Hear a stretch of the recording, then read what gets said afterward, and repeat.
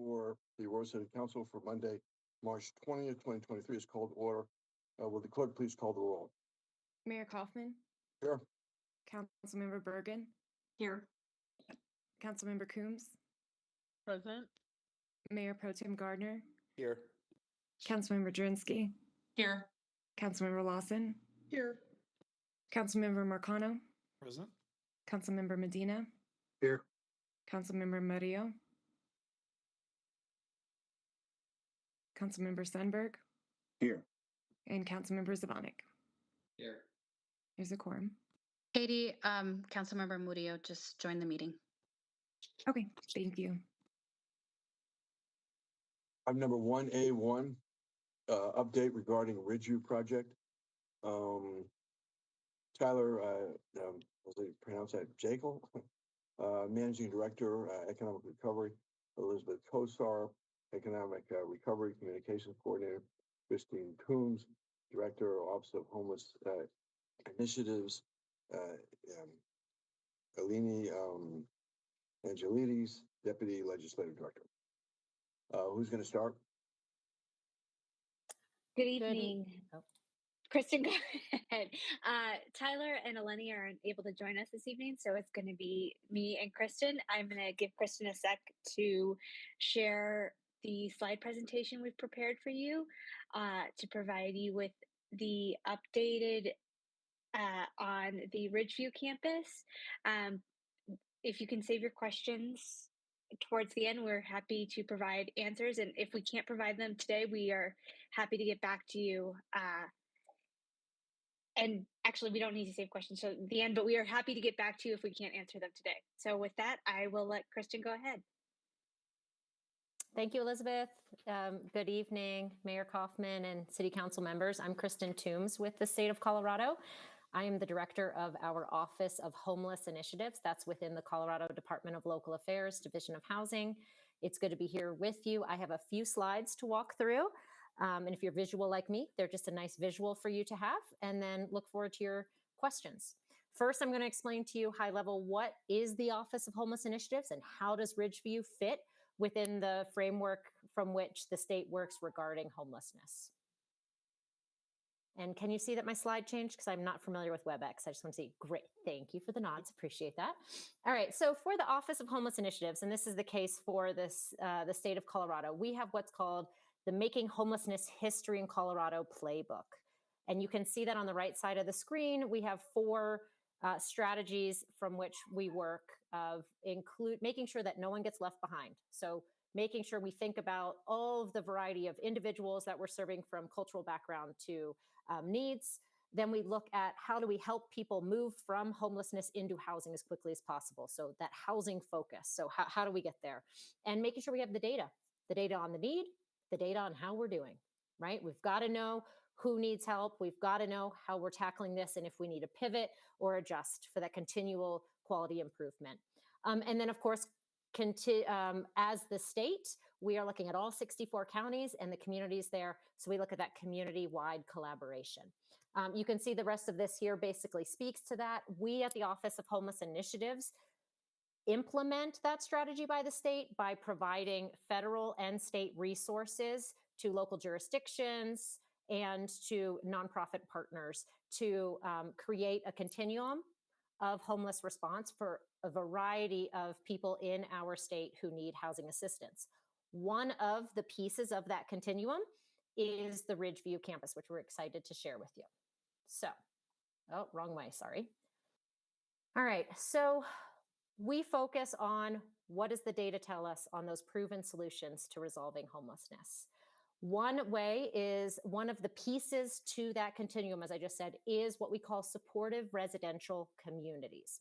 So we have that with Fort Lyon down in Bent County, and the Ridgeview campus is going to follow a lot of what we've seen as success with Fort Lyon and gives us some opportunity to even expand and build upon that.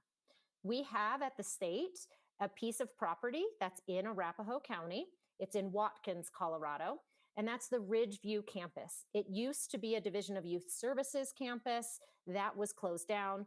we had the opportunity to utilize this state resource to help other vulnerable Coloradans. And this opportunity has come up with the American Rescue Plan Act funds.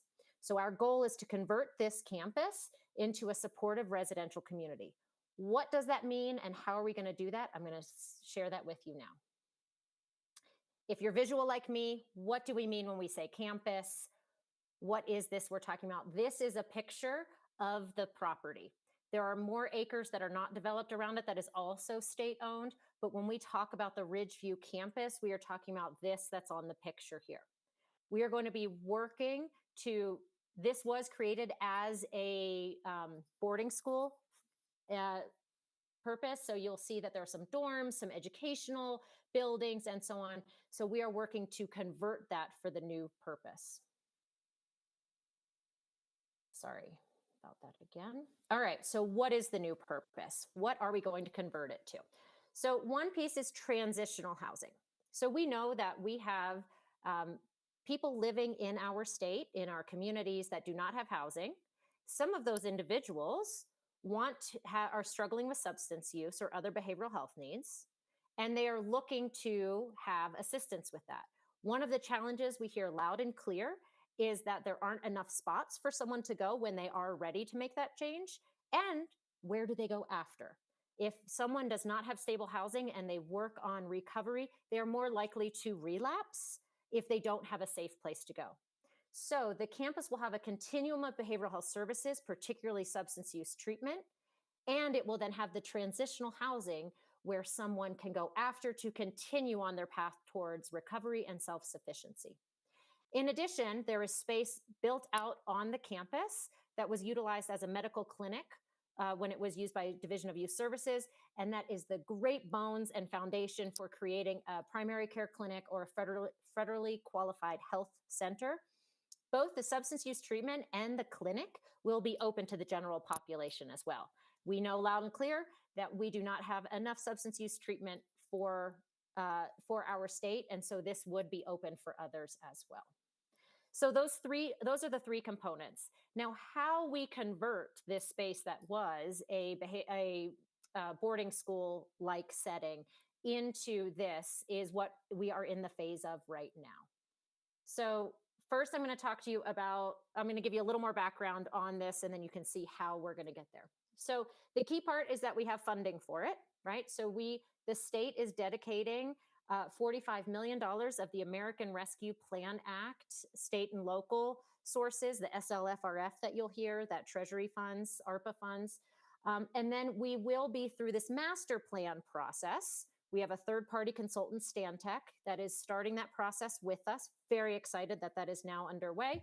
And they will be working with us so that we can look at what other sources can help with the conversion, but also the ongoing operations.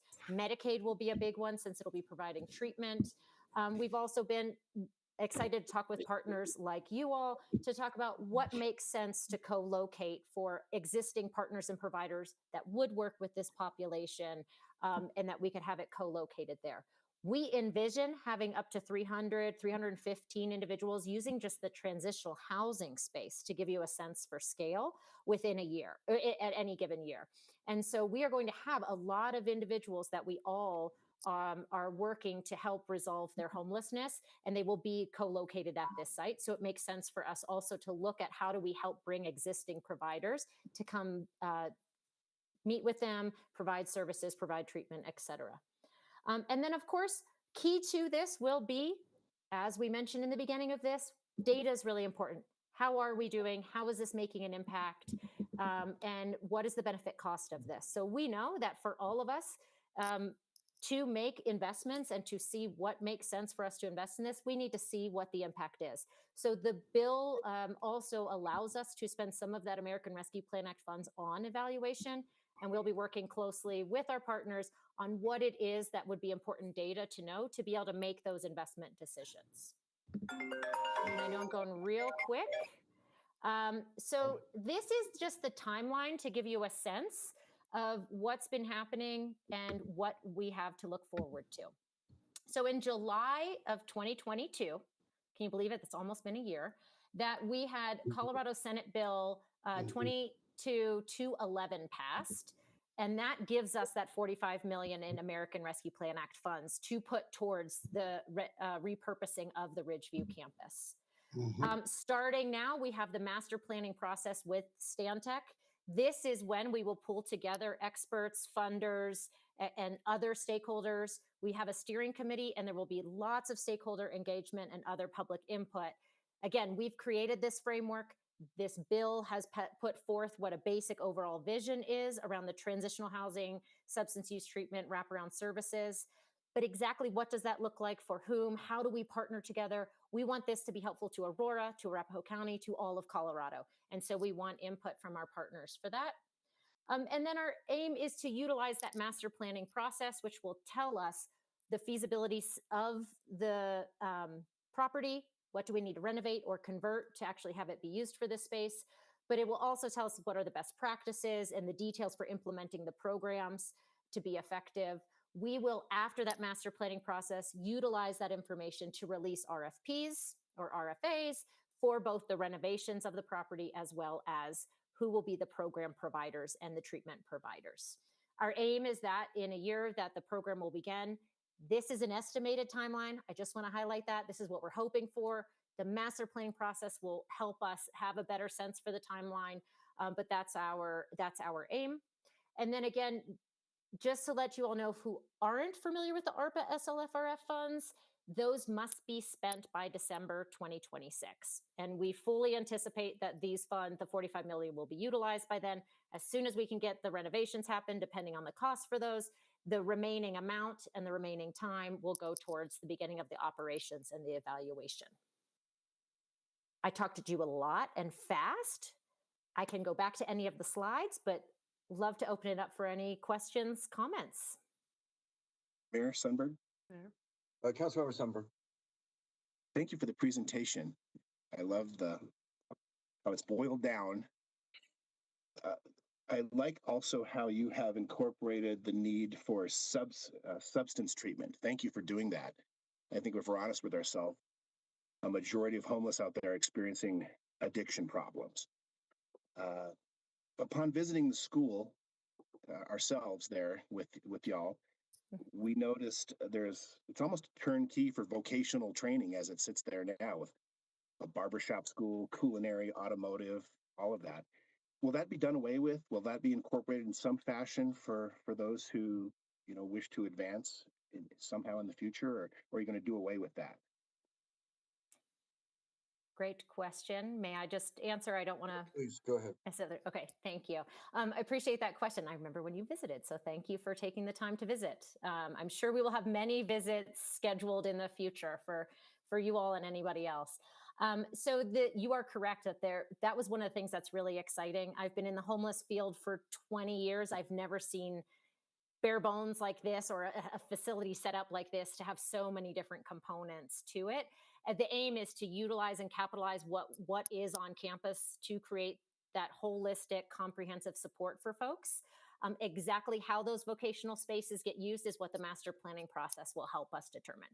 It also could be that we have phases where we start with this, start with that, we try something, and part of what we will do is hear from you all, hear from those with lived experience. What are they looking for? That's one thing we've found is really powerful about Fort Lyon is much of the programming has been created by those who come and are saying, this is what I used to do. This is what I'd like to get back into. Can we do something around this vocation? And that's what would start. So I think it will be, the master planning process will help us with it. Absolutely want to capitalize on the facility and what's already there, but the exact details will come forward through the master planning process. Wonderful. I think it'd just be an amazing story of success if someone comes in, obtains housing, obtains treatment for their addiction, refine their vocational skills, and actually get back into the community and work and contribute. That'd be amazing. Kristen and I went down with you to Fort Lyon, and I think we met a couple residents there, gave presentations, very compelling. But in their situation, I think they were really suffering from very powerful addictions, and I think it was a 2-year program at that time. But it could be longer, it could be shorter. But is that the priority for this facility in terms of dealing with people with very difficult addictions? Thank you for that, Mayor. Yes, this would follow that same vision and population that Fort Lyon has around individuals struggling with substance use, misuse, substance use disorders, and that are choosing, that are wanting to get back to recovery. The power that we have at Fort Lyon and the power that we envision here is that individuals will support each other towards that recovery. And so it will be for that population experiencing homelessness who are saying, you know what, I'm at that point with change that I want to work on it, but wow, it has really, to get to the point where you don't have your housing anymore. I remember the one woman who spoke to us, she had lost her kids, right? A lot has unraveled for some of these folks. And it's once they're ready for that change, they will have this community to support them. Okay. Further question, Yes, Mayor. Mayor. Councilmember Bergen. Thank you. Thank you for the presentation. I had toured the Ridgeview with the governor. I guess it was about a year ago, I think. It was a while back. Anyway, it's an impressive campus with all the facilities that you need, because it was utilized obviously for dorms and for the youth. And as Councilmember Sundberg mentioned, it has the entire vocational component to it. So I sit on the Region 9 Opioid Governance Board for Arapahoe County. And as you probably know, there's a lot of monies being allocated. We have the first tranche, but we have more monies coming, hundreds of millions of dollars actually coming to the state and to the different jurisdictions from all the settlement monies. So my question is, are you working within that framework of the opioid settlements? Because there is so much money that will be allocated. And we are literally in the process right now of finalizing RFQs for, whether it be for medical detox and for other different uses, sober living, so forth. Are you able to, I know the ARPA monies end the end of 2026. So from a continuation perspective, are you able to tap into those opioid settlement monies? Thank you for that question.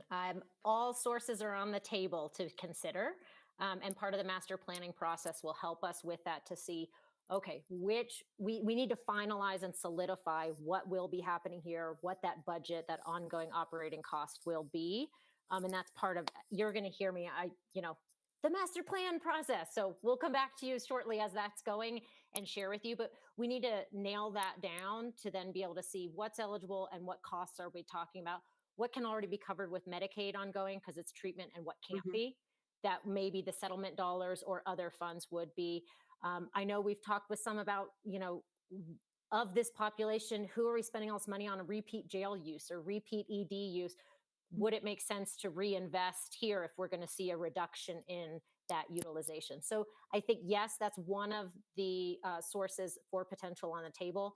And since we are just starting that master planning process, we'll have a better handle on what we need, what pieces of the budget we need to fund with what source going forward. Well, just to let you know, there is a deadline coming up on those RFQs. So like I said, we have another meeting coming up later this month to kind of finalize our RFQs, and then Arapahoe County will kind of vet the process and then go out. And so I don't know if I know Heidi Williams is, for example, on the state governance board, and I would think there would be some partnership there to make sure that we have ongoing funds, and to make sure that one of the things that has come up is the lack of case managers to be able to even, assist in this situation. So, but happy to see this. I do like the workforce component as well. So really hope that you will have a focus on that. Thank you for that. And I'll just say that I appreciate the timeline. So yes, we will make sure that we circle back to make sure we don't miss that opportunity if that makes sense to apply here. And a component to add for that, again, we've seen great success with at Fort Lyon that we intend to incorporate here, speaks a little bit to the challenge of case management. An opportunity that comes from that is peer support. And so there is a lot of peer empowerment that happens at Fort Lyon, and that will happen here. So, I'm going to call it a buddy system for lack of a better word, but somebody who has walked the walk brings the new person who comes on and takes them on in that sense of community, sense of mentorship, and takes on a lot of that role that a case manager would in a more mentor and peer way. Thank you. Thank you. Kristen, one of the complaints, criticisms of the location is that it's isolated, but isn't that a plus given the model that you're using? Can you say that last part? I heard isolation. Sorry, cut out. Kristen, there's been I've heard some criticism about that it's so isolated as to the location, but isn't that a plus given the model that you're using, the Fort Lyon model? I think this is really the sweet spot. You need a little bit of distance from triggers and temptations, but also close enough to the metro area that we can get you in for some community-based vocational opportunities, educational opportunities, community-based treatment, reunification with family. The one woman that spoke with us at Fort Lyon said she wouldn't have gone if she couldn't have had a way to still start visiting with her kids. By us having, but also needed to be away from the temptations and the triggers.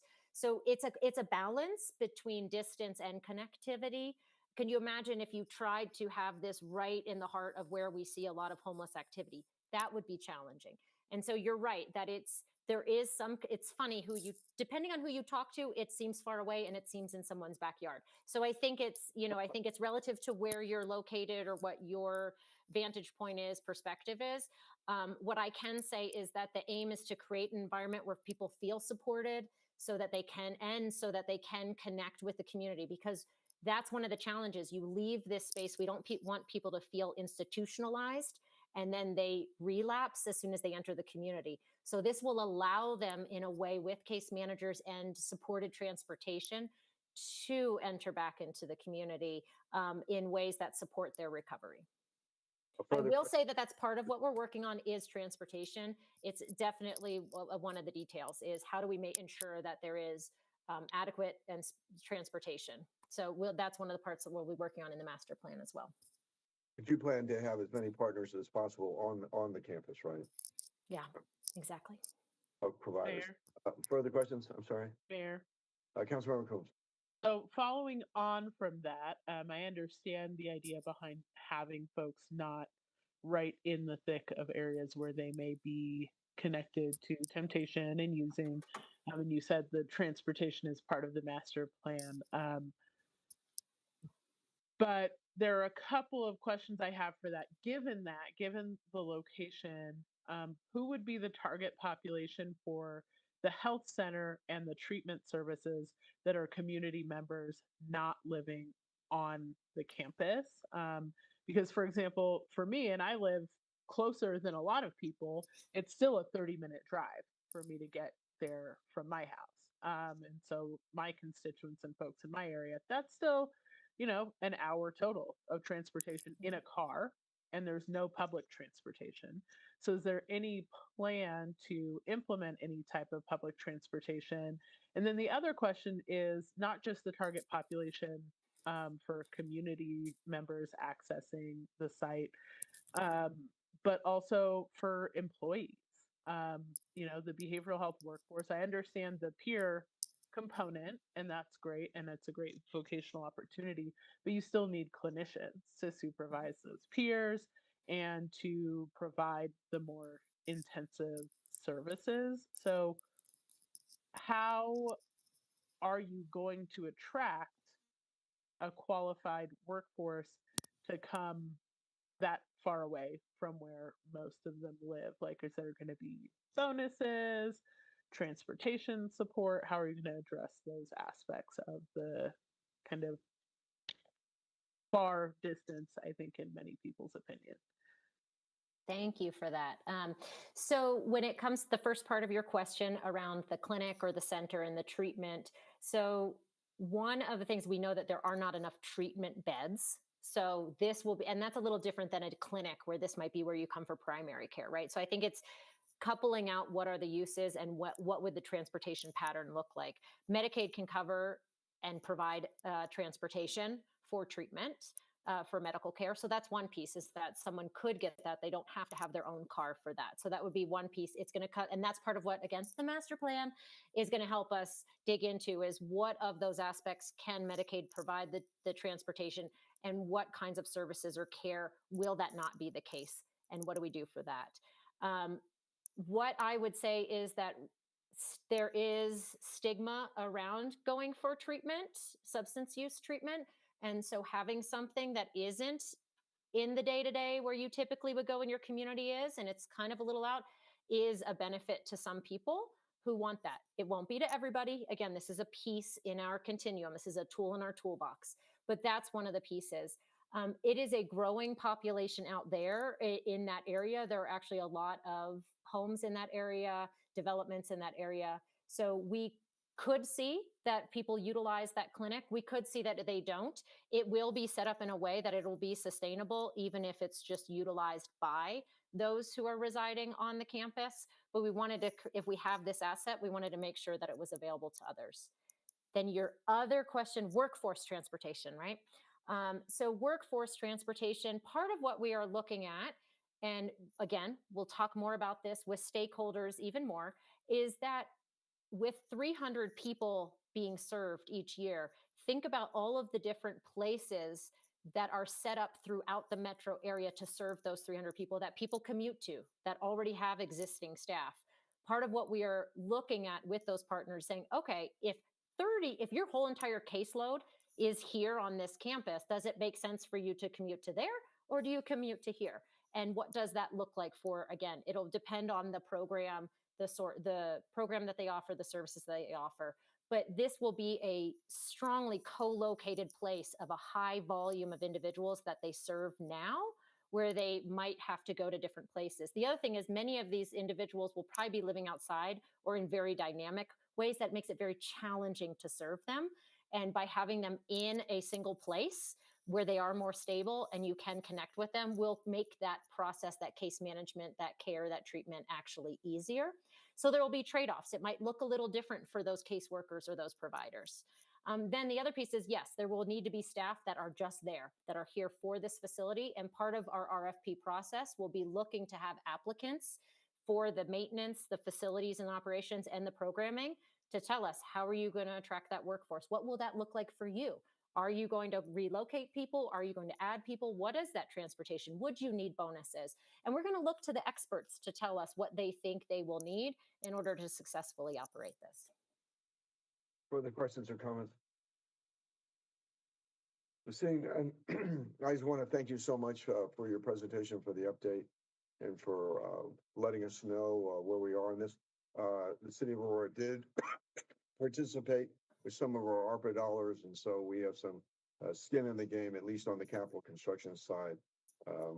Obviously, we're not in on the operations side, but really appreciate what you do, and certainly your catchment area is the whole state, but I'm sure that there will be some Aurora residents participating in this program, benefiting from it, this campus. Thanks so much. I appreciate it. Thank you. Item number 182, resolution in support of the 140th Wing Flight Operations 2023. I don't believe we have, I think that the speakers on this are going to actually present during the regular council meeting itself. So I'll just fill in on this, and others may want to come as well. But the challenge that we have, and I during our lobbying trip, I was with Councilmember Lawson, who chairs the advisory committee, and then Councilmember Juan McConnell, and we went to visit the Assistant Secretary for the Air Force for installations to discuss this issue in the Pentagon.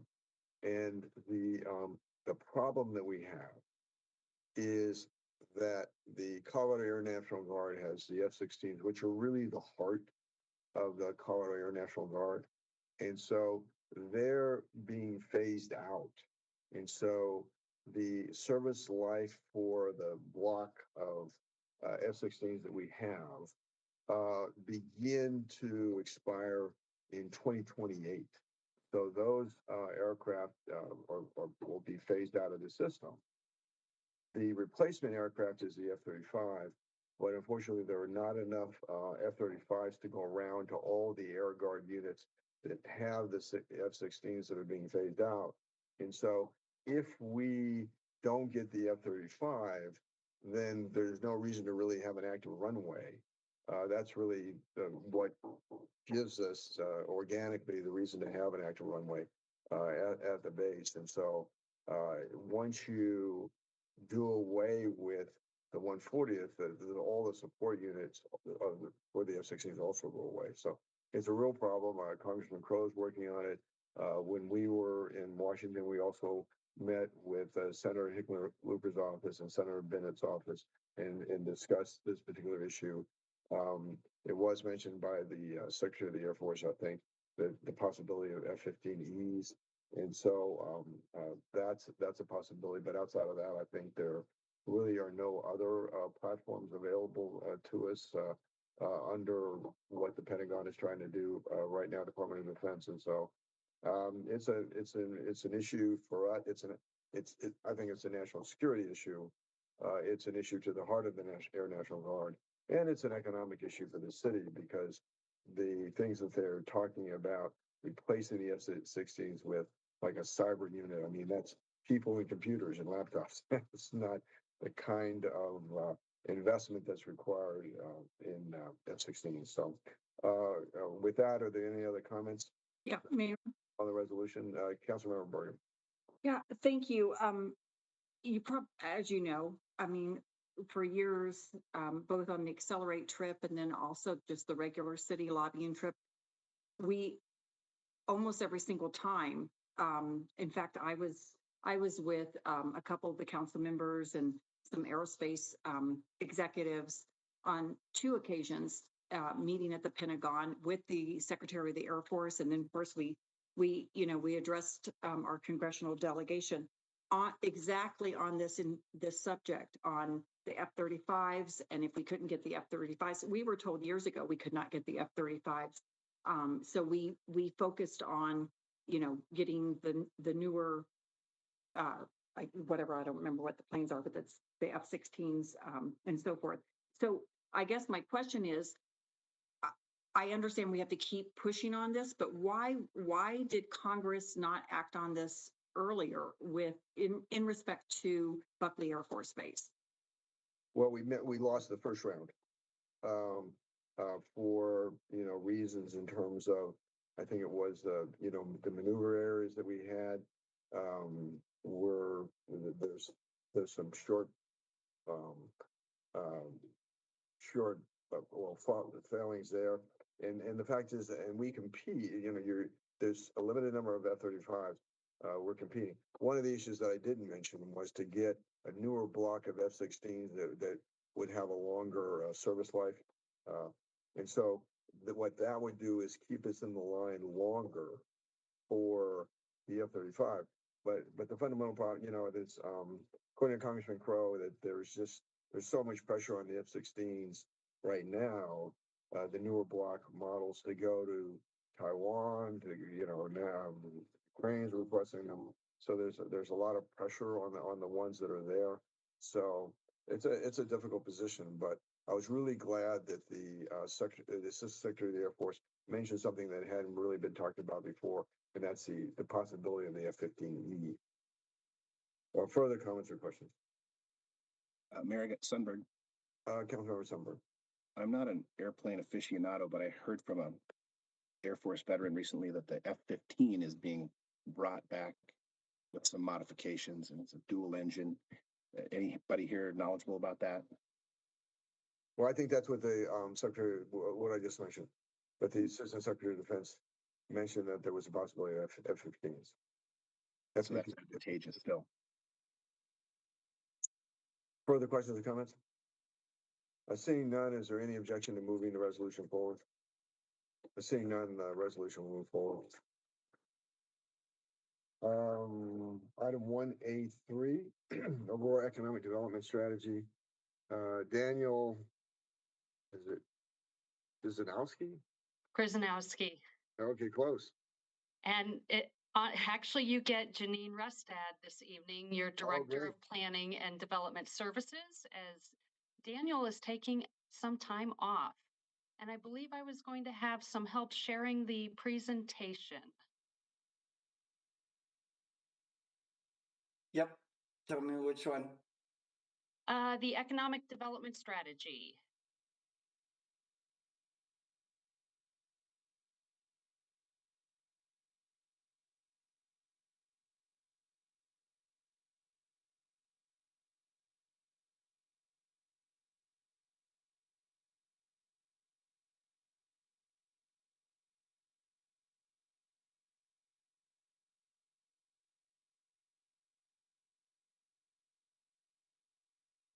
Do you have that one? If not, I think we also have some staff here that can help share.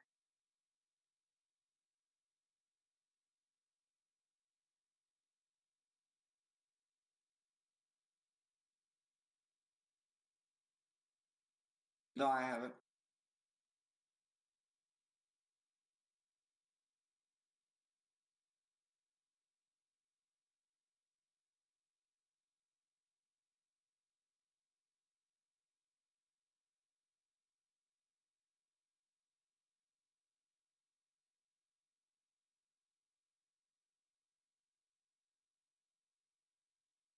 So thank you. And if you can go to the next slide. So for tonight's presentation, just a reminder, this is our third time presenting the Economic Development Strategy to you. We came first, I believe it was December at study session, then at your winter workshop, and then a follow-up tonight. So what we'll do tonight is we'll give you an introduction and a recap of what we heard from the winter workshop, that there is a summary in your backup. We'll go over briefly the partner profiles. Those are also in your backup as requested, a little bit about who they are, what their strategies are for the next 3 to 5 years. We'll briefly discuss the project scope and the next steps. Next slide, please. So the winter workshop recap, again, thank you for the conversation. It was very helpful for us to regroup as staff and come back to you. Definitely heard that there is a need in the city for a unifying vision for an economic development strategy and getting more alignment amongst our partners. We want to make sure that we're creating the jobs close to homes and services. We want to focus on strengthening and diversifying our key sectors, reduce the net outflow of jobs, attract higher wage jobs in Aurora, and reduce the wage disparity in our city. Next slide, please. Finally, growing our workforce. That involves all our partners, of course, especially our education ones. We want to include communications and marketing, not only in the city and what we do, but throughout the various partners to make sure we have a unified message. We want to understand the interconnectedness of what each of the partners are doing and have broad engagement as we go through the process. And then we want to have this balance between the strategic planning and also being flexible to adapt. I think the past 3 years have really taught us that we need to be adaptive, but we also want to make sure that we're ready for opportunity. So next slide, please. Partner profiles, I will turn this over to Andrea Amanek to discuss. Good evening, council members. Andrea Amanek from Development Services in the Department of Planning and Development Services. Next slide, please.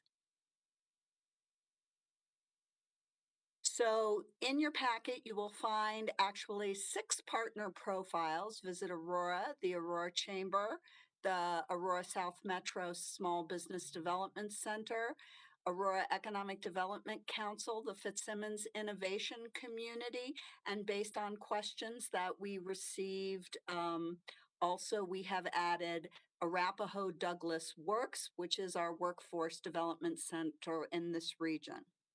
The profiles each contain information about the mission and vision of the organization, as well as their strategic goals and priorities over the next several years. There are also listed in there performance measures, how they measure their own success in achieving their performance measures. And then that you will also find data about their organization and how they're organized and how they're staffed, and their funding sources that they use to fund the organization, along with contact information for the presidents, CEOs of those organizations. The goal behind getting this information is to gather the partners together to, as Janine discussed, to identify service gaps and prevent duplication of services by the various partners, knowing that if we align our services better and are not duplicative, that we can then reach wider audiences and bring more economic development to the city.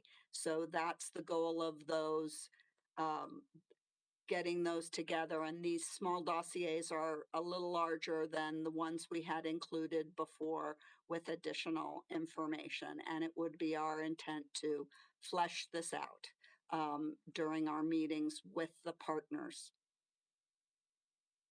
And Andrea, just to confirm that we have many of the partners here with us tonight, should there be questions? Yes, they are here. I've checked, and they are in attendance. Thank you. So next slide, please. A little bit about the project scope with the next slide. So what we intend to do with this project is, first, we need an engagement plan. We need to not only engage the 6 partners that Andrea discussed, but if you recall, there are some key stakeholders, but also engaging with you, our council, and our community. We need to conduct an analysis of current policies, practices, of course, data that we've already started to dive into that data. You had a brief preview at your winter workshop, but we also need to look into best practices and market gaps and opportunities. So keep that second bullet in mind. We want to develop a vision for Aurora's economic development future. That's that unified vision that was very widely discussed at the winter workshop. Next, draft the strategy recommendations and have measurable outcomes so that we can come back to you on an annual basis to show the successes we and our partners are having. Then finally, we need to develop that strategy and bring it forward to council for review and adoption. So next slide, please. I said that second bullet point of looking at our gaps and best practices was important because this is one area where we need to bring in some outside expertise. I was taught early in my career, and I always teach it to those that I mentor, that know what you don't know. And that's part of bringing in this consultant, is to get that look at our gaps collectively between us and the partners. What can we be going after additionally for new businesses? But also because we have a wide range of partners, this facilitator is going to help facilitate the process. This third party will help facilitate the process so that it is clear that we are here to convene and listen and partner, not to direct to our partners. So that is a very important aspect of this project. Again, we want that subject matter expertise and then the contributor to the recommendations. What will be done in-house is a lot of the data research of what is ongoing and also the writing the strategy. We do have talented staff and we want to take advantage of their skills for that. Next slide, please. So it's estimated that with a consultant, this project would take 15 months. And the estimate right now, without doing a formal RFP, is the cost would be $250,000. So next slide. The next steps on the next slide. Our question for you is, should we proceed with the economic development strategy as outlined in the scope of work, both as I've discussed here and what's in your backup? And with that, we're available for questions. Janine, where have you identified the money in the budget for this? From the Development Review Fund, because this will help further development within the city. Very well. Questions of staff? Mayor Sundberg, Councilmember Sundberg. thank you. You know, I believe a lot of this content and concern is going to involve Ward 2, which is such a great opportunity for our city. You know, cities like Denver are landlocked. They can't grow like we can and have the vision for growth. And I certainly don't want to see a duplication of services, and I don't want to miss out on opportunities such as districts, whether that be an entertainment district or other types of innovative districts. But I have sort of a what if right now as a next step. And I think we can all agree on three things: that we certainly do need a shared vision. We realize that the comprehensive plan put forth by the city in 2018 took a lot of hard work and involved nearly 1,000 people. And that can be a foundation for what we need to move forward on. And then third, each of the groups we're talking about, these 6 stakeholders, I respect all of them. We can agree they operate with excellence and they know a great deal about our city. So what if we align these stakeholders in sort of a small summit amongst themselves, as they know the city better than any outside expert?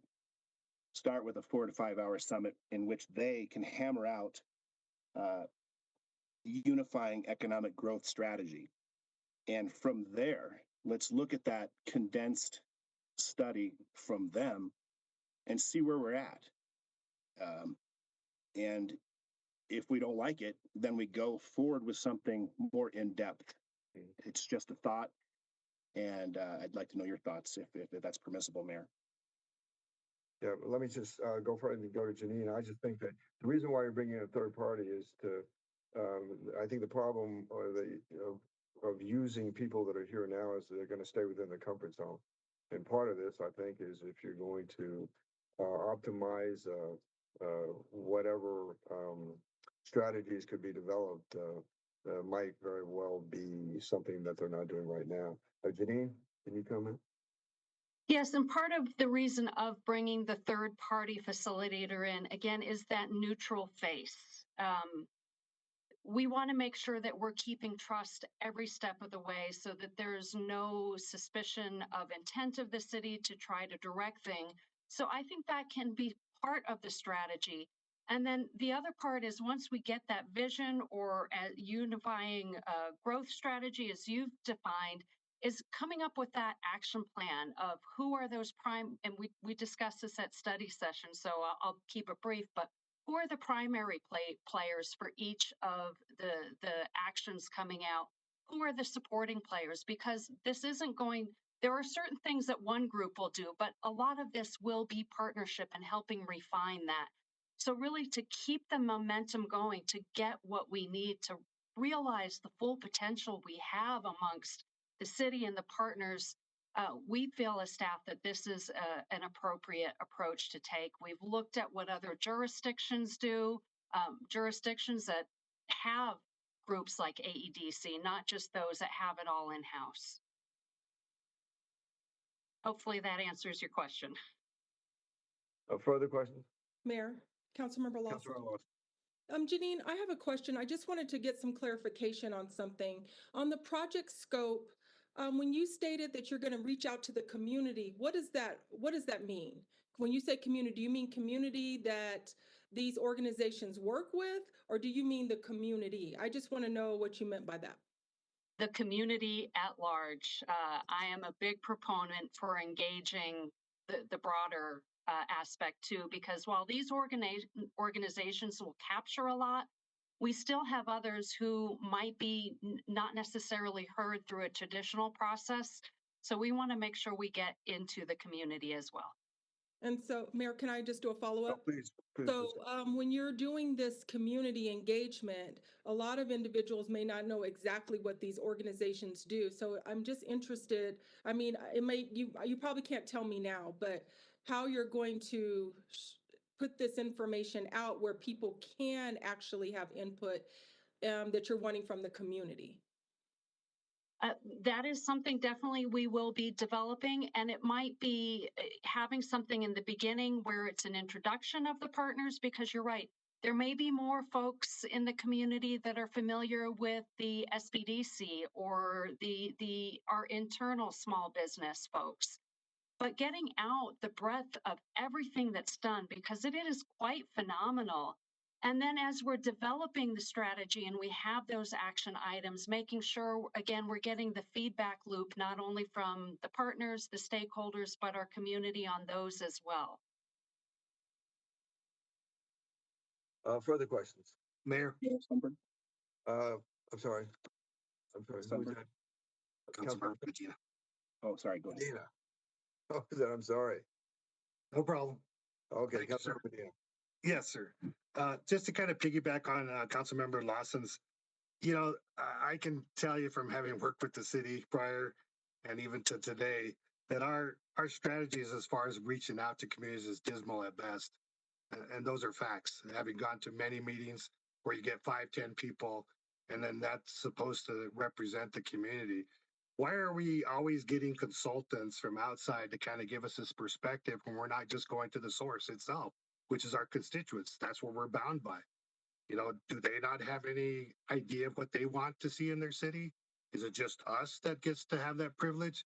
So I'm just curious about that, because I know plenty of groups that we could give some money to be able to get, 75, 100 people from different sectors of our community so that they can tell you exactly what they want their community to be, as opposed to spending $250,000 on something that I know will probably sit on a shelf and will come back to it again in 5 years and spend another 250 or $500,000, and we just don't move anything forward. To me, I think we need to go to the source, which is our constituents, and ask them what they want to see in their city. And that will absolutely be part of the process. Part of the consultant is there's what we want, and then there's what we can do. So that facilitator, that outside expert, is what can we do? What are we not thinking of? Some of that, again, may come from the community, but we want that person that has that national and maybe even international focus. Because when we're competing for industries, we're not just competing in Colorado or even in the Denver metro regional area. We're competing nationally and potentially internationally. So we want to know, and part of it may be the community says we want XYZ. That consultant can say, well, X is possible, Y is a real long shot, and here's how you can get to those. Further questions? Sunberg. Councilmember Sunberg. Janine, you might know the answer to this, but when is the last time these 5 to 6 key stakeholders have been in one room together to try to hammer out a shared vision for our city? I'm actually going to look to Andrea to see if she has. She's been with the city much longer than my 14 months. Well, council member, I think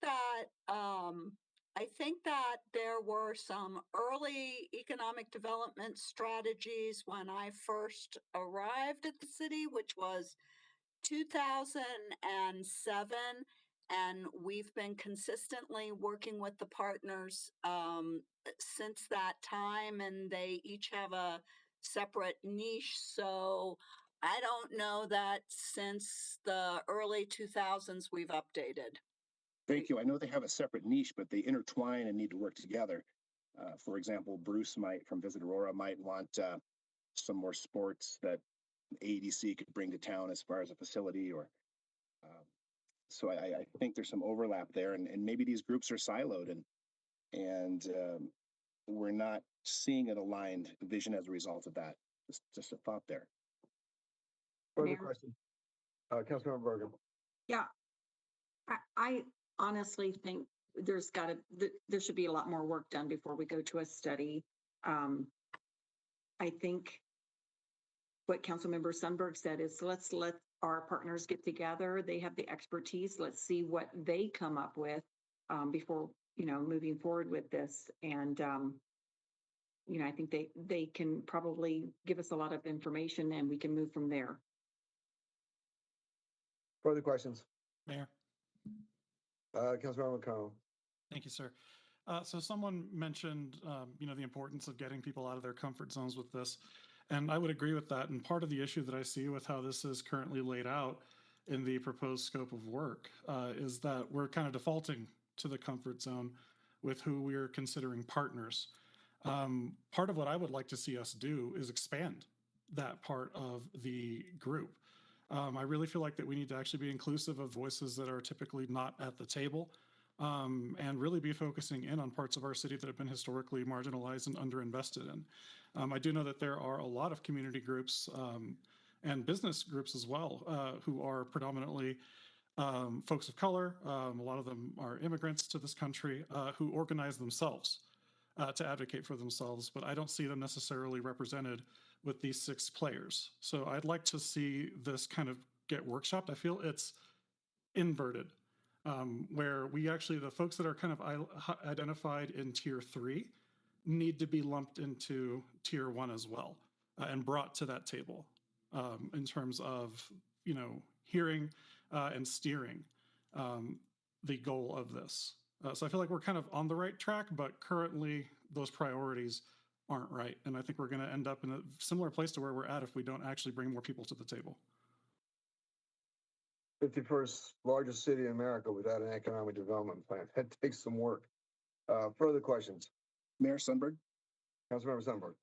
I was curious, only being on council for 14 months or so, the comprehensive plan that was brought forward in 2018, what did longer term council members glean from that? And certainly didn't that bring input from numerous stakeholders within the city, different groups, ethnic groups, and we're agreeing on a lot of what they came up with diversity or a spectrum of different paying jobs and innovation centers and so forth. But what did current council members who've been here a while glean from that study, that comprehensive study that took a lot of work? Was it beneficial? I guess that would be your Bergens and your Lawsons and those veterans. Yeah. We hadn't done a comprehensive plan in over 10 years. They typically do them every 10 years. It was a horrendous process. Yes, we did a lot of public engagement. We got a lot of input from the community. It's a very complicated issue to even get that kind of input, but we did, like on zoning and so forth, that type of thing. But as you know, we have issues with the current UDO the way it is. It's very complicated. It's not easy for developers nor residents to navigate and understand. We have done some tweaks to it. We need to do some more tweaks. I think even Janine Rusted would tell you that it's not a perfect plan. So I think we need to look at that. It does have a framework though on some of the ideas that we have just now discussed in terms of, a vision and where we want to go. So it has that framework, but I think we might want to start with that first and it's a really complicated plan. Further questions or comments? Mayor. Councilmember Coombs. Just in response to Councilmember Sundberg, I think to some extent the comprehensive plan falls afoul of exactly what Councilmember Medina talked about in terms of not having, right, if we had 1,000 people participate out of 300,000 people, that's not really getting robust community feedback. Those are small meetings where folks who already tend to have connections, access, and the ability to give input are more the type of people that end up attending that type of meeting. And so I think that's part of what has been brought up by Councilmember Lawson, Councilmember Medina, and Councilmember Marcano is how do we really get robust and meaningful input on anything that we are going to do? And how do we make sure that we're not in kind of echo chambers, which I think if we prioritize, again, the people who already have power and access in this process as our tier 1 voices, then we're going to end up with potentially more of the same and not a lot of movement and change. Mayor Kaufman.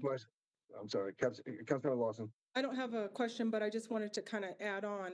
I think, like Councilmember Bergen said, we had the framework, but I don't think we really addressed what these type of organizations the expectations of that. I don't think that was a question that was really asked on the survey. And I'm not saying it was supposed to be, but that's kind of where we're at now. I mean, what does organizations that people utilize when we're looking at economic development, what does that look like in our city? And I just think that wasn't something that was really addressed, even though we had a framework of a vision.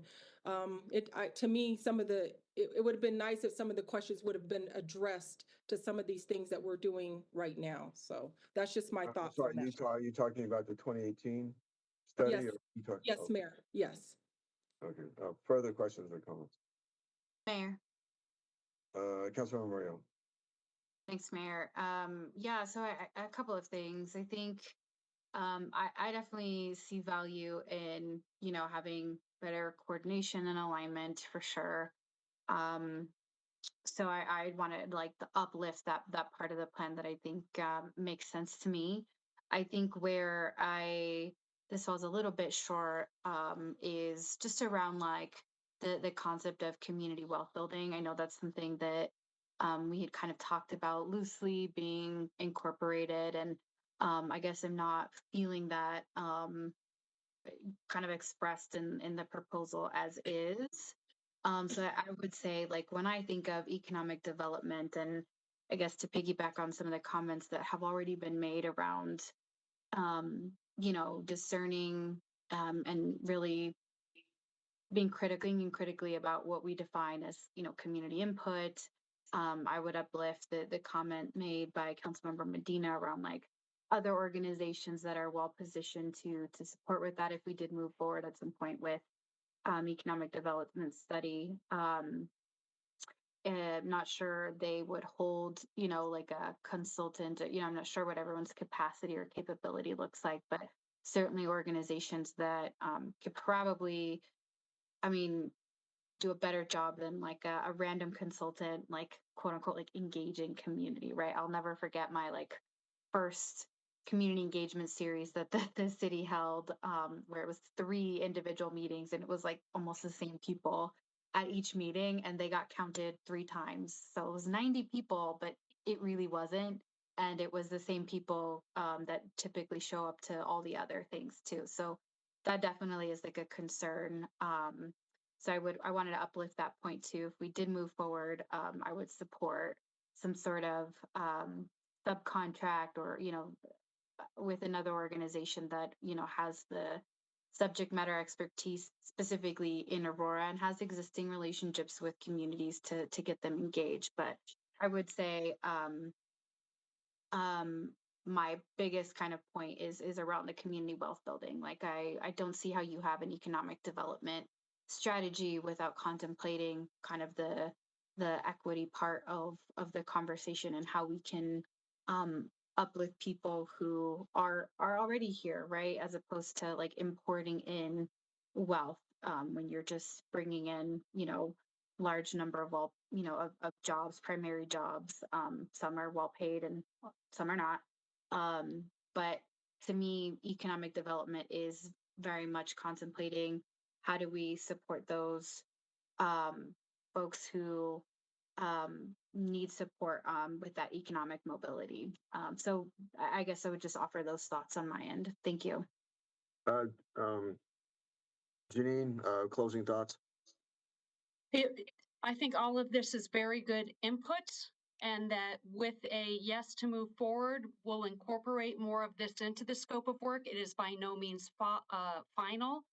And welcome the conversation or the opportunity even to sit down with each of you individually as we move forward to make sure we're incorporating all needs for the city.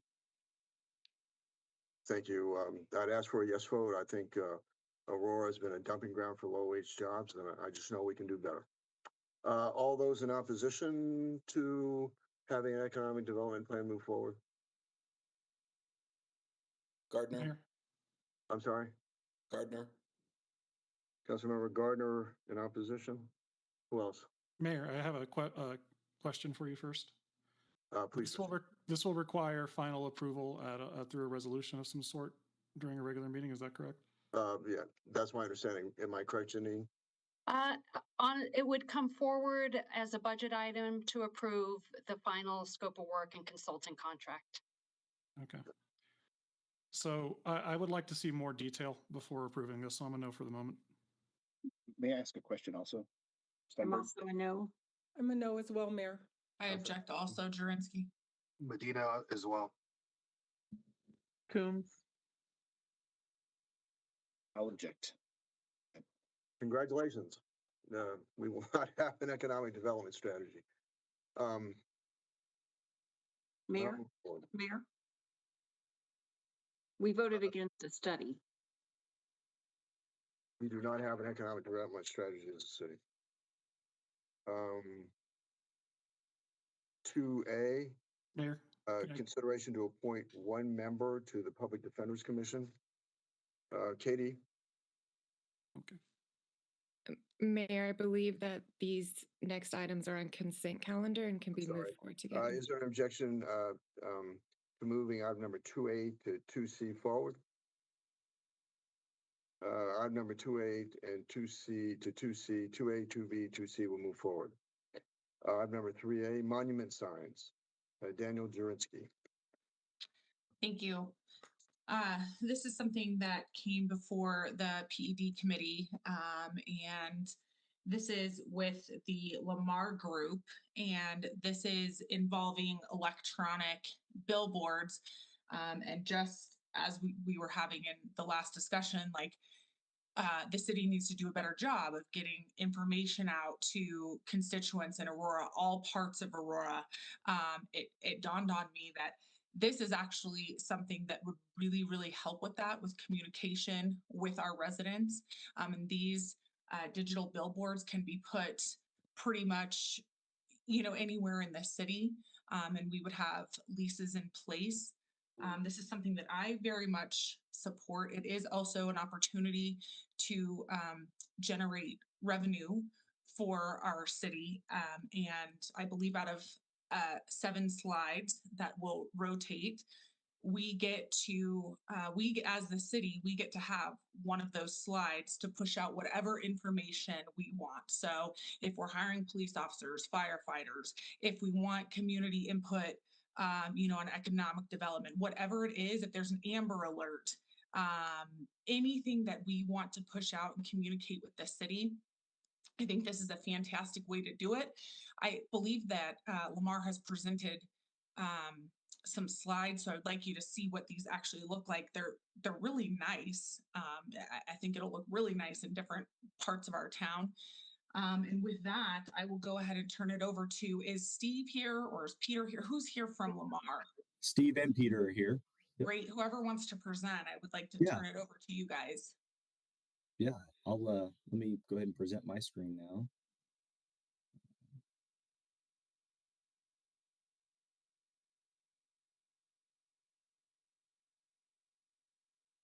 Can you all see this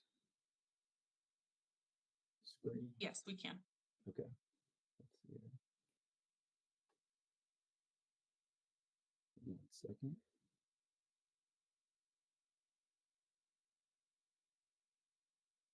Please proceed. What's that? Please proceed. Yep. 1 second here. It's a little bit of a lag time here on my end.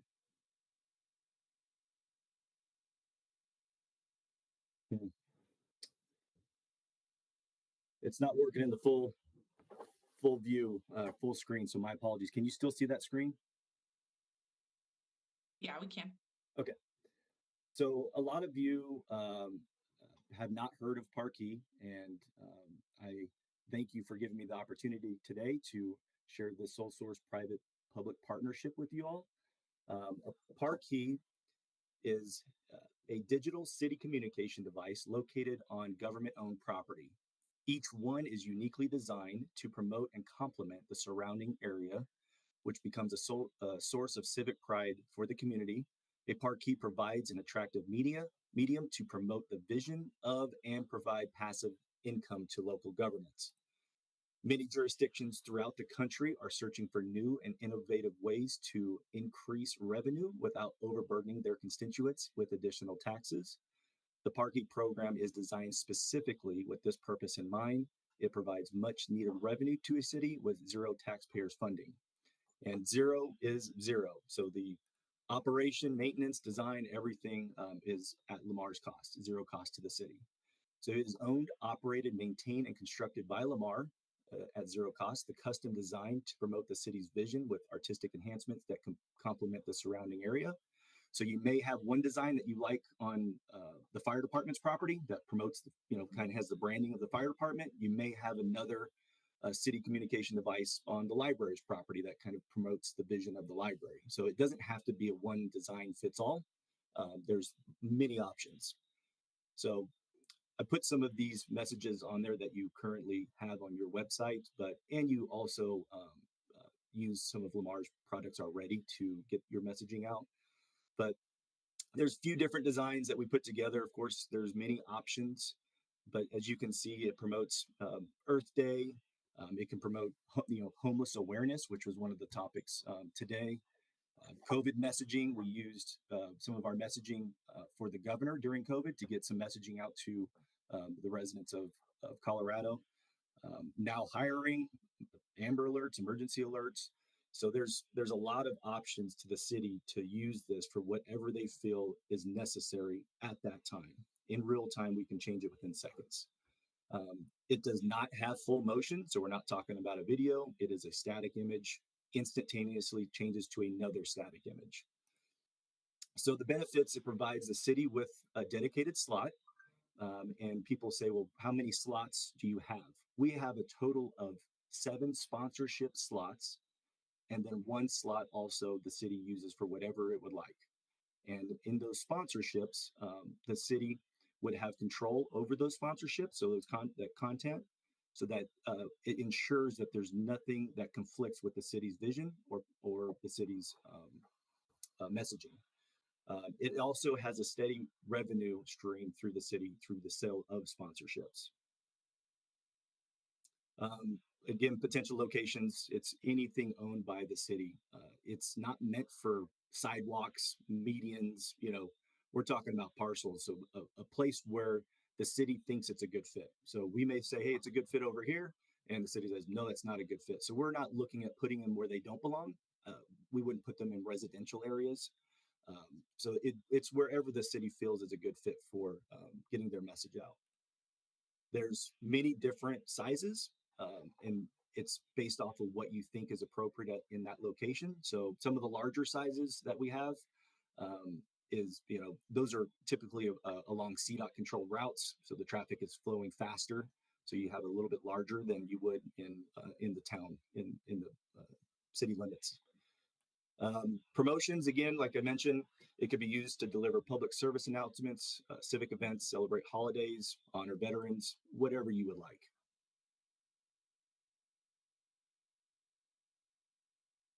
Our team here at Lamar in Colorado has over 150 years experience with parkees and digital messaging.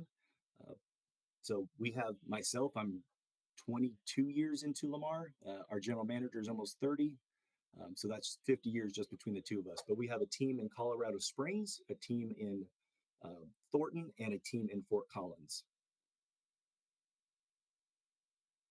The city will receive a licensing fee of a percentage of whatever the revenue is. In addition, the city will receive 1 of 8 sponsorship flips. And so when talking about the revenue, what is that question mark there? The revenue is basically the length of the partnership would depend on the revenue.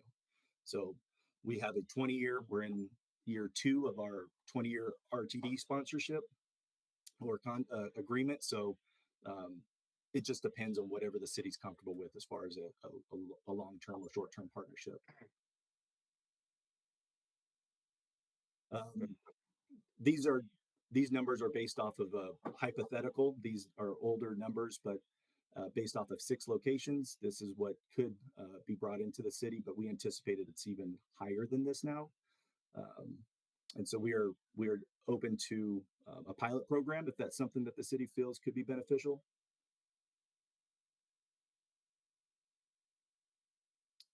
And in conclusion, custom made for the city, no cost to the city or its taxpayers, no maintenance fees, space for the city, and income to the city.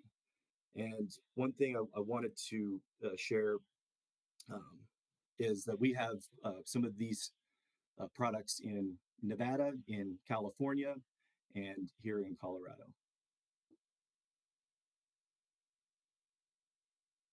Well, let me start out with the first point, in that usually I think it's in two parts. There is the authorizing language of legislation that creates a framework, and then there's a competitive bid process to see who would offer the city the best proposal. And here we have basically a proposal without a competitive process. Councilmember Jurenski, can you comment on that? Yeah, so I mean, basically, I had started talking with Lamar quite some time ago. This isn't anything that I had heard about. This is pretty innovative to me for communication with our constituents as well as bringing in revenue. And it didn't seem like there was. This is who I talked to, and this is who I wanted to bring forward and present. Yeah, and really quick, if I may, a Parkey was created in 2015 by Elite Media, and Lamar purchased that company along with the trademark Parkey. So it is a sole source. I do understand that there is similar products out there, so I understand. I understand where you're coming from. City Attorney, is there a contracting process that's required in this city, or can any member bring forward a specific business and say, let's sign up? Typically, there is a contracting process. This is Brent Fillinger from purchasing. I did hear him say there was no cost, but still, typically, we would compete.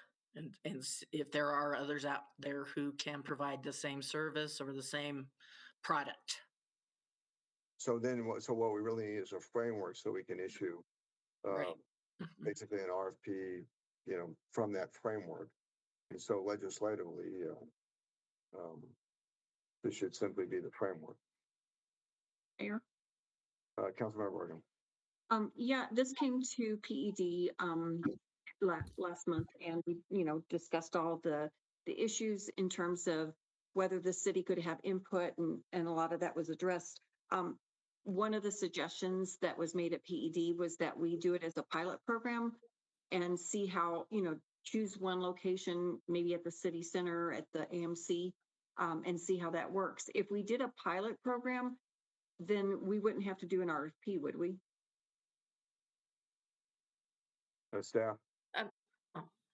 Yeah, typically we would, and pilot programs can be a little bit tricky because once one firm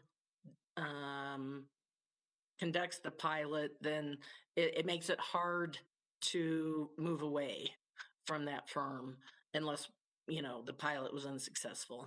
Okay, but we just did a pilot. Aren't we doing a pilot now with the photo speed radar?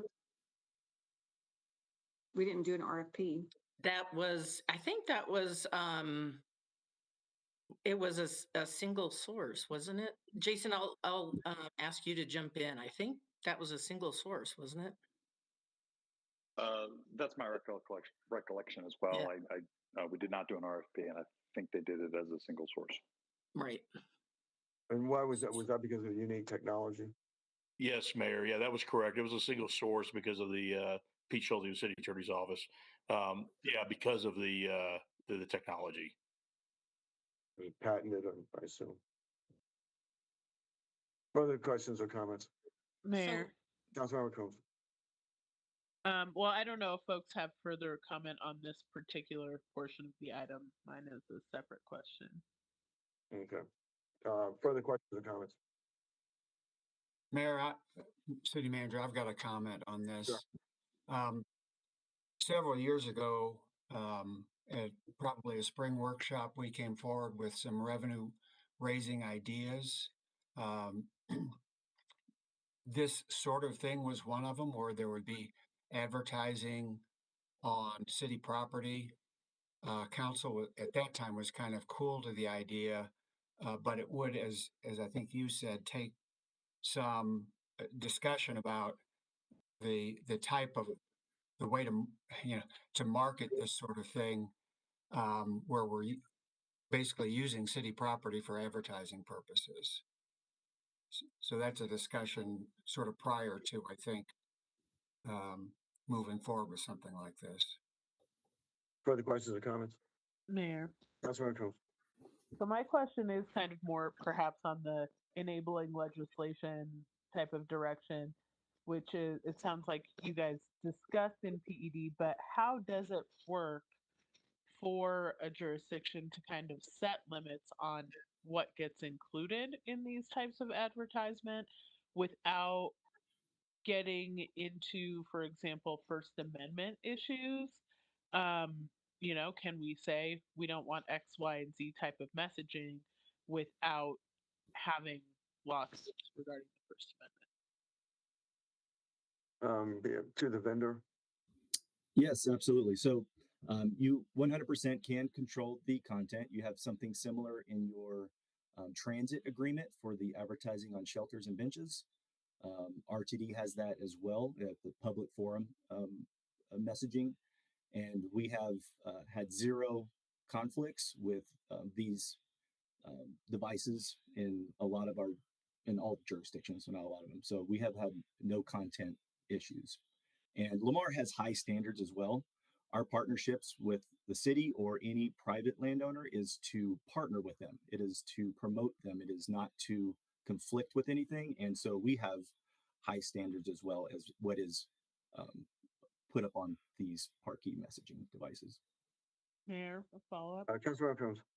Yeah, can I just get commentary from the city attorney's office as well? Yes. This is Kim from the city attorney's office, and this is an issue that came up in the PED meeting. So short answer to your question, yeah, there will be First Amendment concerns here. That's not to say that you can't do it, but the First Amendment always comes into play when we open up a forum for outsiders to have speech, and that we potentially might censor that speech. So that's something that we would have to consider. I was asked, so I'll just throw this out there now. I was asked at that PED meeting to talk to some local entities and see what they do. And so I'm reporting back on that now. So first I reached out to Centennial because it came up in the meeting that they have a similar digital sign, although I don't think it's a Lamar sign. And I did confirm that Centennial entirely controls the messages on that sign. So there are not outside messages on the Centennial sign. I'm sorry. Is that sign the one that's right in front of their municipal building? I believe so. Yeah. Okay, so that's basically their sign. Okay. I also reached out to RTD because they are a big client of Lamar. Now, RTD does have a very restrictive policy on what they will allow. However, they are also just a different entity than us. They're a transportation special district. They're not a municipality. Without going into too much detail, I'll say there's some case law that says, captive audiences on trains and buses, you can be more restrictive, and that wouldn't apply to us. There's case law that from the Colorado Supreme Court. So anyway, long story short, what RTD does, I don't think is applicable to what we would do. So it's not a good comparator. And then finally, I reached out to Denver because they have some digital signs. For example, if you've been in front of the Performing Arts Center, you've seen them. They also retain control over what's on those signs. But from the conversations that I've had, they almost never exercise the control. So for example, there was question as to whether an ad from Weed Maps could be prohibited. And I was told they felt they needed to allow that to go through. The ads that were not allowed to go through from the person I talked to contained nudity. And so that's why they were not permitted. So those are just examples.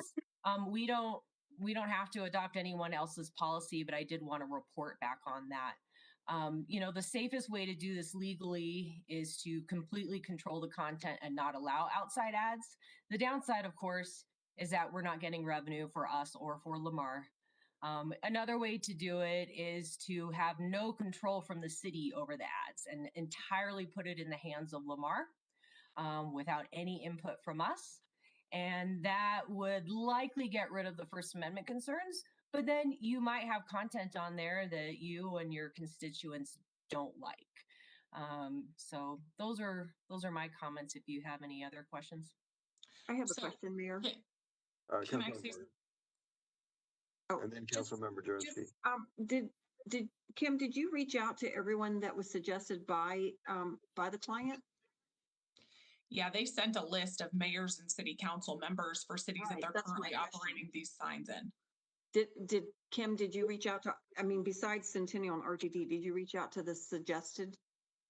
So unless I missed an email, I got in contact from RTD. I talked to an attorney rather than the contact I was provided. The other contact was out of Corona, California. I did not contact them for two reasons. One, it's a different state, so the laws might be different because there's also state constitutional concerns. And two, I was told that the signs in Corona are not on city-owned or controlled property. So again, it's just differently situated there. I don't believe I was provided any other contacts. Some contacts were going to be looked into, but I was not provided. Mayor. Peter, I'm sorry. Yeah, or Steve, were there other contacts then that were in the state of Colorado possibly? So there were not any other contacts in the state of Colorado. We do have agreements in Greeley, in its transit agreement. So it's the same in Aurora for the shelters and benches where they control or they have regulations on the content. But we do have other contacts in Nevada that I can share. And we do have some in California I could share as well, but that are on city property. That are on city property, yeah. So the feedback that I got, because I reached out to some of our team, it took a little while to get it back. So I will tell you that I got an email this morning from Scott in Nevada that has 3 more contacts that I can share today. But no, those are the original ones that I sent. Okay, thank you. Mayor. I'm sorry, who? Jurinsky. Yeah, I have a couple questions. Dan Brotzman, my first question is to you. The United States Constitution, does that trump a state law?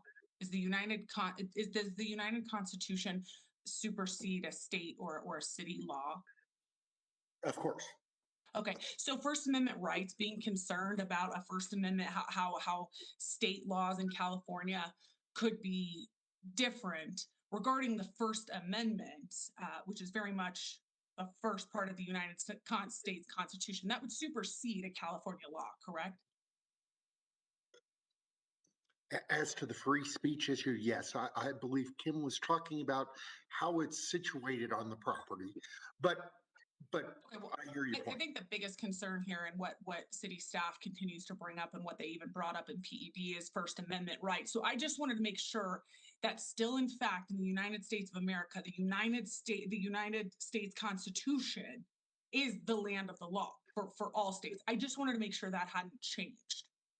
Absolutely true. Perfect.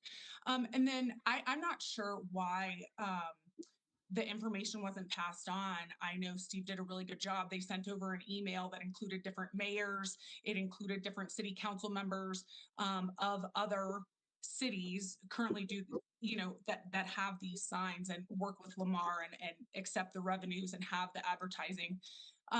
So I'm not sure why that wasn't passed on. I was hoping staff would be better prepared for the study session tonight, especially coming out of PED, and the members of the PED committee, as well as myself, made very clear that we wanted these contacts talked to before going into tonight. So I'm not sure why that didn't happen. And with it being the same argument, that being worried about the First Amendment, I want to remind my colleagues that Lamar said they have 150 years of combined experience in outdoor advertising. I think this is a great way to bring revenue to our city. And also too, I'm not sure why. Yet again, I try to follow the process and I try to bring something through policy committee and make sure that these guys have their presentations lined up. How many city staff were on during the PED committee? How come I was not told at that point? How come Lamar wasn't told? Lamar has been having conversations with city staff before I even got this to PED. Why were we never told about a typical RFP process? So my last question is, by typical RFP process, is that how it has to be, or is that just typically how it is? Because I'm really tired of wasting everybody's time and trying to go through policy committee with a zillion staff on, and nobody says anything about an RFP process until I get here. So is that typical, or is that a must? Well, if we don't, that's typical. If there's a reason to do if there's justification for a non-competitive award, like we talked earlier with the photo red light, we don't have to do an RFP process, but that RFPs are a typical process unless there's other justification. This is Dave Lathers. If I could supplement what Bryn just stated, if one were to look at section 2-685 of the purchasing code, you would see that we have a ordinance there on use of pilot programs. So pilot programs are not entirely unheard of, and there is a process spelled out for pilot programs. I would note that the earlier pilot program that was discussed, the police department also has an exception in the purchasing code for pilot programs for the police department. In answer to Council Member Bergen's earlier question, do we know that this is a sole source just because the applicant or Lamar would like to state that it's a sole source? We do not. I would suggest that the city would be cautious in allowing outside vendors to determine whether or not they are a sole source. The city would look at this. It may well be that Lamar is a sole source, but we don't know that from Lamar's statement. That's something that normally staff would look at and analyze and make that determination. We're staff asked to do so. As a final point, and to amplify on what Ms. Skaggs has stated, whether or not there are legitimate First Amendment concerns here, we are going to have citizens that are going to have First Amendment concerns, and they will be asking repeatedly through our core process for the determinations which were made to put matters on the sign. We can anticipate an uptick in our Quora request and perhaps a substantial uptick when we get around election seasons, or if we put anything that's considered remotely controversial by any interest group, which I suggest in this day and age in this society, everything is at least remotely controversial to some interest group. We are rather divided, so we can anticipate those uptick.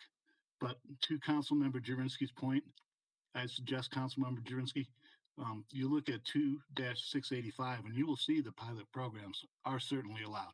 Certainly. Thank you. Mayor. Councilmember Bergen, then Councilmember Coombs. Thank you, Mayor. So if we pursued a pilot program, couldn't we then do the RFP with the criteria of, putting in, Lamar's ready to put in an actual beautiful monument, not, it's not just an ugly piece, whatever. It's to match our aesthetics in our city and our requirements of masonry and so forth. So couldn't we put in their criteria that they would have control of the content, that it had to be, a certain look, details to it? Staff response. And Councilmember Bergen's approach of giving the content of the sign to the vendor solves our First Amendment problem. Lamar then would take care of the content. we get 8 seconds. The city will follow its policies to put its 8 seconds up. So we're basically leasing property for them to put up a sign, and we can put some architectural controls around that. Right. Dan, I think her question was in contracting. Right. And the answer is, can we do a pilot? The answer is yes. You can do a pilot on this. And in good faith, I mean, we were told by the company that they would have their standards, and I guess, it's just looking at trusting them to also to have good standards and to abide by those. Yeah, oh, sorry. Yeah, if Steve could answer that. Yeah, so we are a sole source, and I can provide that information. So that hopefully that can I can answer that. But the messaging, we do have high standards. When you talk about political, we don't advertise any political ads. So regardless, so we do have our own criteria that we would be able to provide to the city to see if the city is in favor of it. So our contracting official that's here tonight in this virtual meeting has stated that you can't do a sole source on this. And so I think the best thing to do, I mean, my preference would be to take it off the table, bring it back, and come up with just the parameters of this program that you want, and then give it to contracting and let them make a recommendation as to who's the most competitive to do the program. So, but I don't think this should not be about one provider at this time. Councilor Coombs. Yeah, so I have just a couple more questions following on from the First Amendment issue and the content issue. So I understand the idea that the standards you all have are high, but if we had specific things that we wanted to not include that aren't a matter of your standards, then I guess this question is really for the city attorney, or for Kim Skaggs, I'm not sure. If we imposed additional limitations in our code, would we potentially be subject to First Amendment issues? And if so, what is then the process we would end up in to determine whether or not the First Amendment was at issue in our signs or in our code regarding the signs? So the answer is you may not control the content. Sorry, that's going to be a First Amendment violation. So and how sorry, the worst thing from the attorneys is the way you find that out is when someone sues you for a First Amendment violation. They want to put some other, they want to have content in there that's not allowed. So one piece, sorry, speaking from experience dealing with some of these issues, one of the issues that you want to consider is that monument sign in all the pictures had a lovely logo of the City of Aurora logo sitting next to it. And I would urge council to be really careful with that, because when people see a sign and they see the City of Aurora, when they're upset about the content of whatever is going on, they're going to call you rather than Lamar. So if you're going to give up what the other advertisements on the sign are, you probably don't want them calling you, because they're going to be really mad about whatever the other advertisers are, whether it's all whatever advertiser. I experienced Walmart when they were selling guns, and that became an issue, and people were mad about guns, and they were mad about a city sign with a Walmart ad on it. So one of the things you want to look at is, do you even want the city logo on this sign? Councilmember Jersky, did you have a comment? I'm sorry. Yeah, I just want to clarify the photos, Steve, that were in your presentation. They were just, I took them to be just showing what like the 1 out of the 8 slides would be, I guess. And that's why those had city logos on there. Do you have city logos on the slides that have the private business advertisements? No, the city logo is part of the Parkey product, so that's why they have them. Doesn't have any Lamar branding, but it's something that is a design standard. So if it's something that you all feel should be different, we're open to that as well. But we put that on there because it's to promote the city. It's our job in partnership with the city or any municipality we partner with is to promote them. We're there to help in however we can.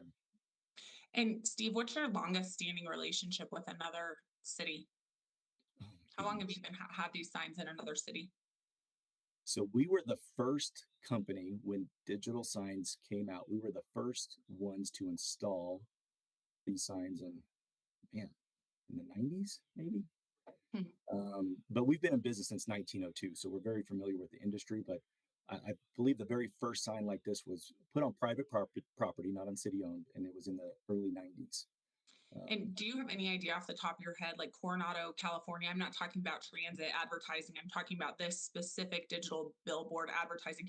Do you have any idea off the top of your head what the revenue was that went to Coronado, California in 2022 or 2021? I do not have any idea because I don't know the size and how many, but that is something I definitely could find out. Okay. Councilmember Jaworski for closing comments.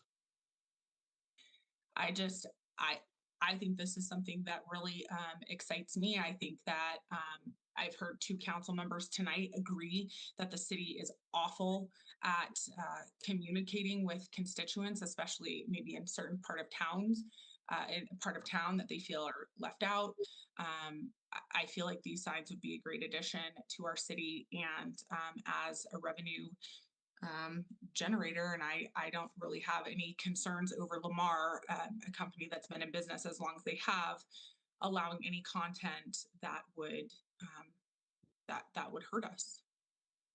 Okay, Mayor's going to vote no because this clearly violates our contracting rules and the ordinance as stated by our contracting officer, and I think it needs to be rewritten.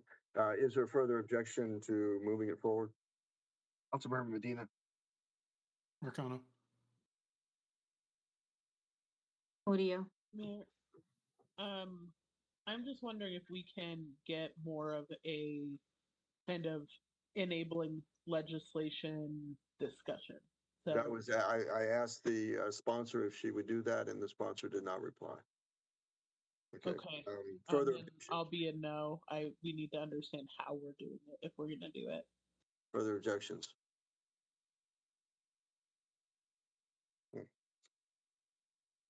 Let's see. Councilmember Medina, Councilmember Murillo, Councilmember Coombs, Councilmember Kano, and Councilmember Mayor Kaufman in opposition. Is there further opposition?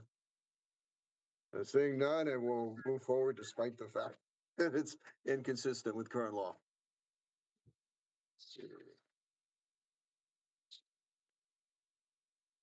Item number 3B, consideration to update city code that governs purchasing. This is interesting. City Code Chapter 2 Administration, Article 6, purchases and contracts. The ordinance, is it Bryn? Yes. Yep. Okay. Exactly. Yep. This is Bryn Fillinger. I'm manager of purchasing, and would just like to take the opportunity to update city code that governs purchasing. Next slide, please.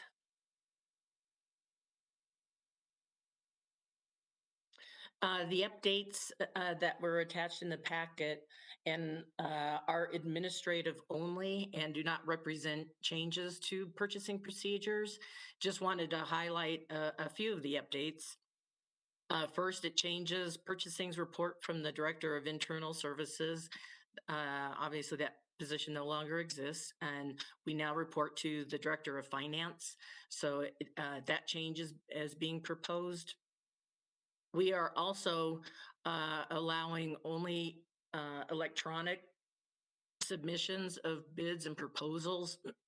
We started that practice with COVID, and it's proven to be popular with staff and vendors, contractors, because they no longer have to physically come down to the city and deliver paper copies. And the electronic submission is through the Rocky Mountain e-purchasing system, which is supported by BidNet. So next slide, please. The updates, excuse me, now specifically allow for job order contracts where a full and open solicitation process is conducted and contracts are entered into with qualified contractors. Upon award, subsequent task orders are issued under those contracts, and they are made either based on a mini competition between the contractors who hold contracts or through direct awards or non-competitive awards. While the previous code alluded to the ability to award job order contracts, and they were all brought forward to council for approval, this updated code specifically addresses these types of contracts. Next slide, please. These updates were presented to Management and Finance Committee at their last meeting. Since that time, we are proposing 2 additional changes. 1 to 2-683 long-term rentals and leaseholds. The update will limit these rentals and leaseholds to not exceed 80 years. Next slide, please. The second update will authorize the general manager of Aurora Water to authorize emergency purchases. This is in addition to the city manager's authority as well as deputy city manager's authority. The changes to 2-675. Next slide, please. So here's the code section, and you can see the addition of the general manager of Aurora Water. Okay, and with that, I'll open it up to questions. Questions of staff? Mayor? Councilmember Coombs. Yes, just what is the purpose for the limitation of 80 years on long-term leases? Okay. It's common, for example, to have 100-year land leases for things like affordable housing or other types of entities for in other cities. Okay, I'll look to Michelle Gardner. So actually, let me step in. Okay, It's Dan Brodsman again. Let me step in. There's a Littleton case out there. So there are lots of states. There's California that simply prohibits, it makes all leases of 99 years a sale. Colorado doesn't have that, but it does have a Supreme Court case on a 99-year lease. And there are a lot of other factors in that case.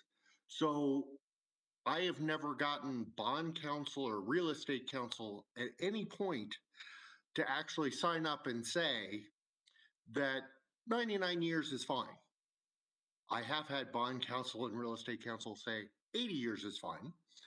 That it's that 99 becoming a sale rather than a lease. That's why we went with the 80. Further questions or comments? Sure. Councilmember Barger. Yeah, I know it said, we have to consider the low price of any vendor. But I believe if I read correctly in the backup, you would be able to put criteria, right, for making sure that they meet our standards and value. Yes. And we have, 2 processes. One is the hard bid where we do go with lowest price, but yeah, they need to be qualified, that sort of thing. In our RFPs, we have evaluation criteria, so we take into consideration past performance, the staff they're proposing, those sorts of things, in addition to price. Right. So price is just a factor. Good, because otherwise you get what you pay for. Thank you. Mm-hmm. Further questions or comments? Seeing none, is there any objection to moving item 3B forward? Item number 3B will move forward. Item number 3C, 5-0 legislative update. Liz Rogers. Thank you, Mayor. So included in the backup are details of the state legislation that the FSIR committee has taken positions on at the March 10th meeting. So positions taken include support if asked on House Bill 23-1223 and Senate Bill 23-031. Actively opposed positions were taken on House Bill 23-1222, Senate Bill 23-105, Senate Bill 23-172, and the Colorado Air Quality Control Commission proposed rule. And are there any questions? Liz, thanks. I appreciate it. Thank you, Mayor. Item number 3D, ordinance to amend AMC Section 134. Kerrigan Bennett, Police Lieutenant. Yeah, good afternoon, Mayor and Council, or good evening.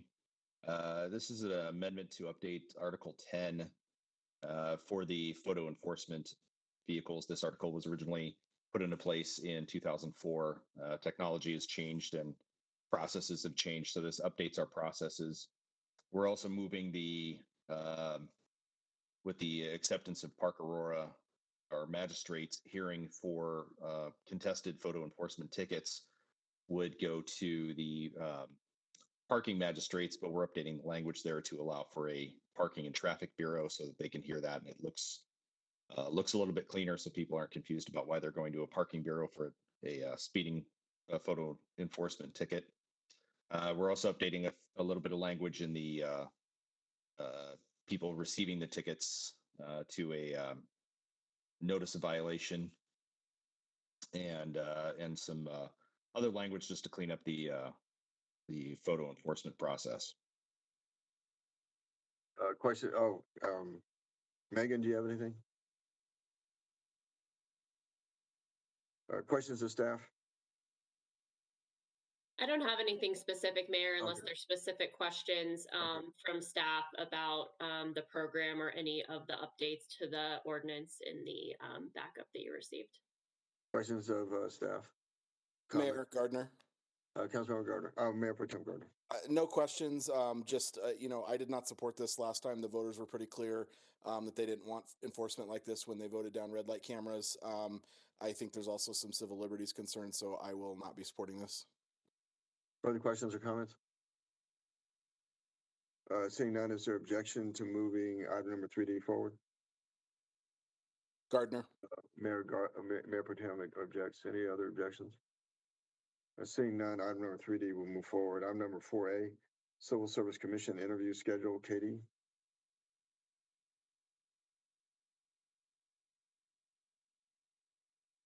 Yes, Mayor and council members, this is to get direction from council on how they would like to proceed with the current vacancy. I've provided 2 proposed schedules, but of course, council can choose different dates than the ones that are listed in the backup. For discussion? Mayor? Councilmember Bergen. Yeah, so yeah, it looks like it would be May or June for the actual interviews and appointments. And I'm just wondering if we need a little bit more time to get more applications. I don't know if Katie's received any yet. I know we've received 1 additional application so far. We can definitely push this out if council wants to conduct interviews later, so we have the position open longer. Let's see, so June 5th, we could push it out till July 10th would be the next study session. And are there any issues with us pushing it out? Any negative impacts? So the Civil Service Commission, it's only 1 vacancy, so they will still have a quorum. And I'm not certain if Matt Kane is on and has any additional comments, but there shouldn't be any issues with the quorum. Thank you.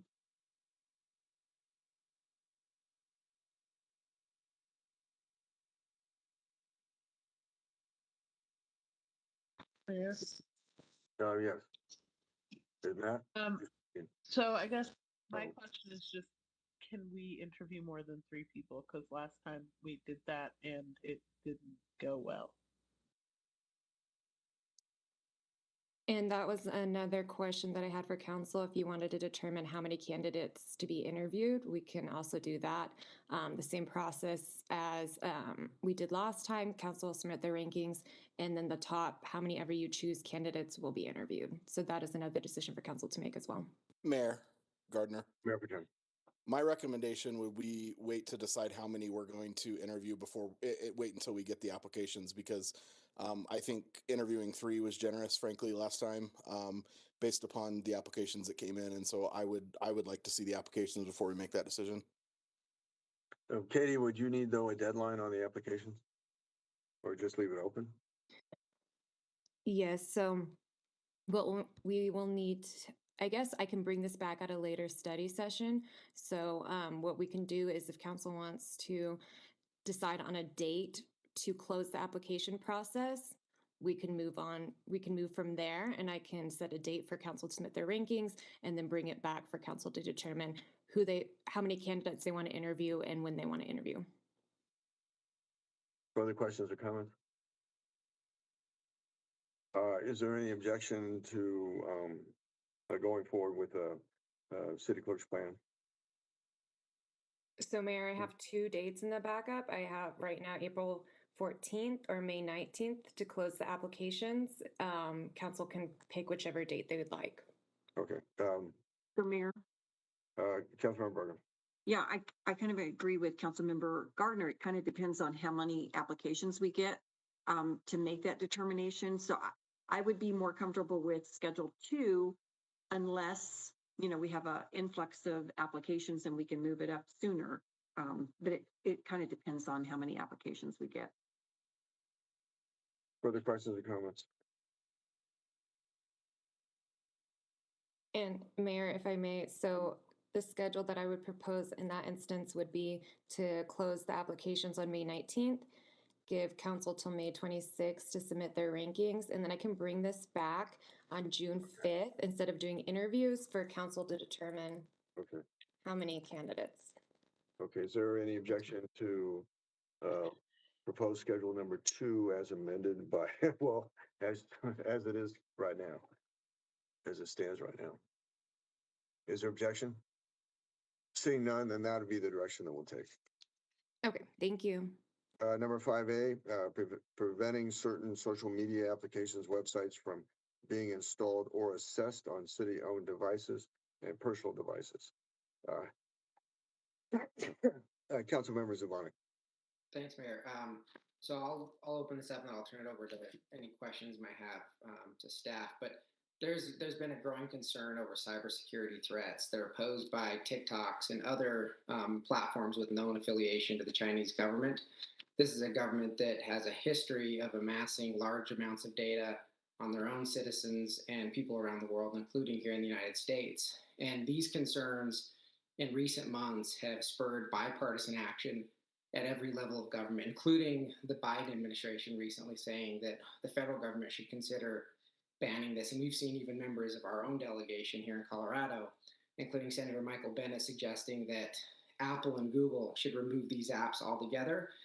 In a letter to Apple and Google, Senator Bennet said that these apps pose an unacceptable national security risk and that we should accept the very real possibility that China could compel TikTok through its parent company to influence and advance the Chinese government's interest to undermine U.S. democratic institutions.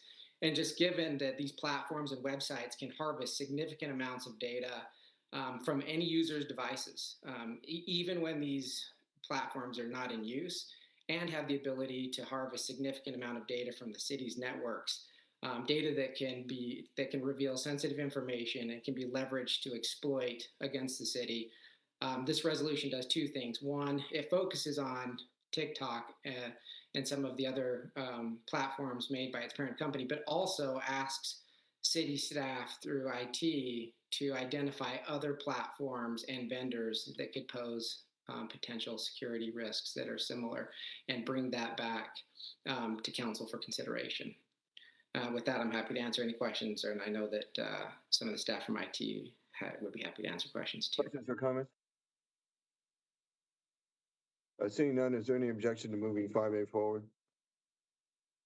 Seeing none, 5A will move forward. Seeing no further business between in front of the Aurora City Council study session, this meeting is adjourned.